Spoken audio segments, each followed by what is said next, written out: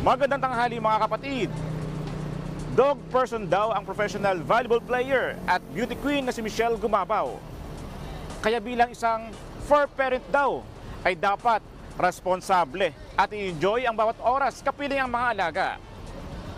Kayo mga kapatid, anong pet ang gusto nyong alagaan at bakit? Tara samahan niyo ako at magtatanong tayo dito.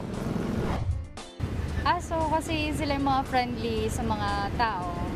Kagaya ng aso namin sa bahay, sir. Actually, yun yung mga gusto namin talaga alagaan. Kasi kapag magdudumi siya, alam niya, yung tatahulan niya kami or kakalabitin kami. Kung gusto niya mag-CR. Pusa, dalawa. Wala, nakakuha lang siya ng stress. Masaya lang ako. Aso. Bakit aso? Hindi gaano siyang nagkakalat. Kasi kaya pong turuan ng tao.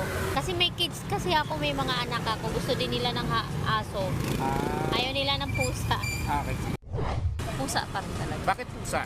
Malinis siya sa marunong siyang mag-CR eh. Yan, marunong siyang turuan. Hindi siya ganun katakaw eh. Ay marami ang pusa kasi pag may problema ka, alam ng pusa pag malungkot, pag may sakit, nalapit talaga yan sa'yo. Ako ang inyong hani ng bayan, ang tunay at nag-iisang pantanggal umay sa pananghalian.